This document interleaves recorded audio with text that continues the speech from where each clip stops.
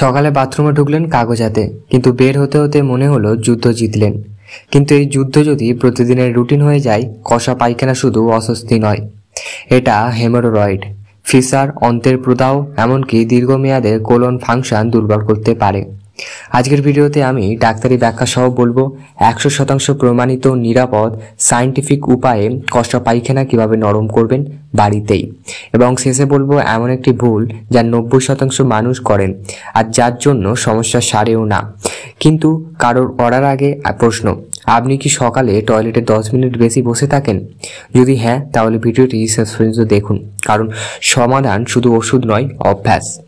কষা পায়খানা হয় যখন আপনি অন্তে জল শোষণ নেয় স্টুল থেকে অতিরিক্ত পরিমাণে, ফলে স্টুল শুকিয়ে থাকে।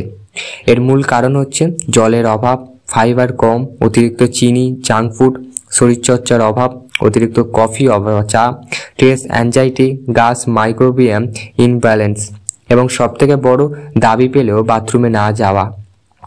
এটা শুনতে সোজা, কিন্তু দীর্ঘমেয়াদে কোলনের সেন্সিটিভিটি কমে যায়, এটা অনেকেই জানেন না। সকালে এই 3টে জিনিস আপনি যদি দিনের শুরুটায় 30 থেকে 50% উন্নতি হতে পারে। প্রথম, জলে খেতে পারেন লেবু মিশিয়ে। এটা গরম জল খেতে হবে এবং খালি পেটে খেতে হবে। লেবু সিট্রিক্স অ্যাসিড লিভার স্টিমুলেট করে, মানে গরম জলের সাথে আপনার সেন্সিটিভিটি বাড়ায় এবং মাসেলকে রিল্যাক্স করে। শুরু করুন 1 গ্লাস দিয়ে, যদি সমস্যা বেশি হয় 1 লিটার স্লিপ করে 20 মিনিটে। কিন্তু ভুল করবেন না, বেশি লেবু খেলে অ্যাসিড হতে পারে, পরিমাণে মিডিয়াম রাখুন, এটা অবশ্যই মনে রাখবেন। 2 নাম্বার হচ্ছে 30 থেকে 55 গ্রাম ফাইবার লক্ষ্য। এটা কাউকে আসতে বলছি বা কাউকে একটু বেশিও খেতে পারেন। রুটি এবং চা সমান কনস্টিপেশন কম্বো।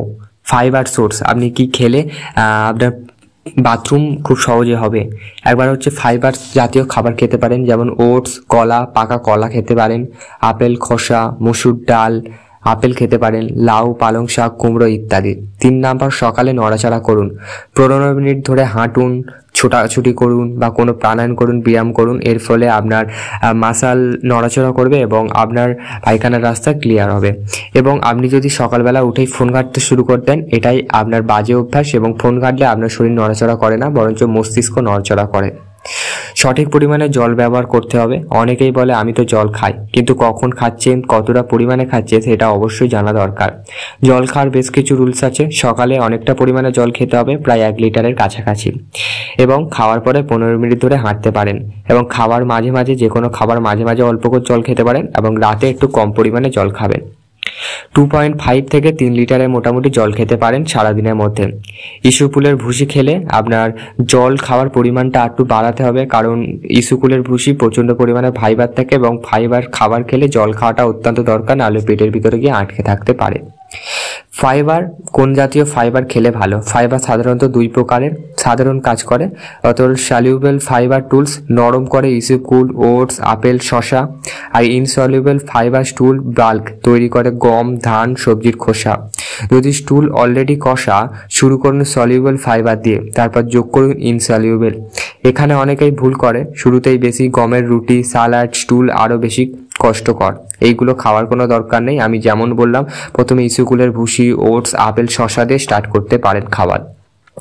ডক্টর অ্যাপ্রুভেড বেশ কিছু সাপ্লিমেন্ট আছে, সেগুলো আপনারা খেতে পারেন। অবশ্যই চিকিৎসকের পরামর্শ নিয়ে খেতে হবে। আমি বলছি বলে খেতে হবে তার কোনো মানে নেই। অবশ্যই ভালো কোনো চিকিৎসক দেখান, তারপরে এই সাপ্লিমেন্টগুলো ব্যবহার করতে পারেন। এটা হচ্ছে ইসপোল। এটা হচ্ছে 5 থেকে 10 গ্রাম, রাতে জলে ভিজিয়ে রাখতে হবে, এবং ওয়ার্কআউট করার পরে কিছুক্ষণ পরে এটা খেতে পারেন। তারপর ম্যাগনেসিয়াম সাইট্রেস, এটিও খেতে পারেন, এটাও খুব ভালো একটা সাপ্লিমেন্ট। আর এটা হচ্ছে প্রোবায়োটিক, গাট মাইক্রোবিয়াম ইমপ্রুভমেন্ট এবং ন্যাচারাল বয়েল মুভমেন্ট করায়। 7টি জিনিস একদম বন্ধ করুন, যেটা আপনার পক্ষে অত্যন্ত ভালো। অতিরিক্ত চা, কফি, চিনি, মাইড্রি food, too much non veg without fibre, ব্যথা কমানোর ওষুধ বা NSAIDs, অতিরিক্ত দুধ, সেটিং লং আওয়ার্স, মানে অনেকক্ষণ ধরে বসে থাকা, আপনি যদি নলকূপের জল ছাড়াই কাদা শুকিয়ে যেতে দেন, মানে নলকূপ মানে একটা মাটিতে আপনি যদি না জল দেয়, মাটি যেমন শক্ত হয়ে যায়, তেমনি আপনিও যত পরিমাণে জল খাবে তত আপনার জন্য ভালো। হ্যাঁ, কিভাবে বসবেন সেটাও একটা গুরুত্বপূর্ণ।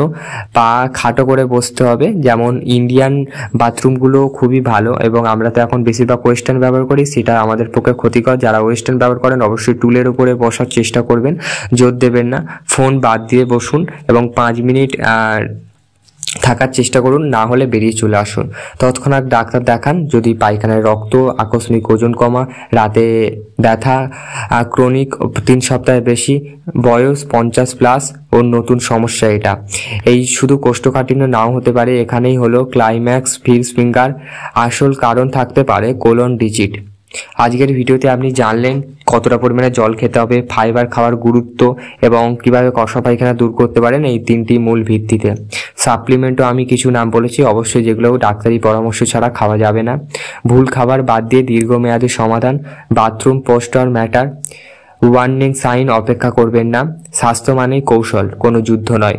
যদি আপনি কোষ্ঠকাঠিন্যের সাথে অ্যাসিডিটি, গ্যাস, ব্লোটিং অনুভব করেন, তাহলে আমি আরেকটা ভিডিও আনবো, অবশ্যই কমেন্টে জানাবেন ভিডিওটা দরকার কিনা।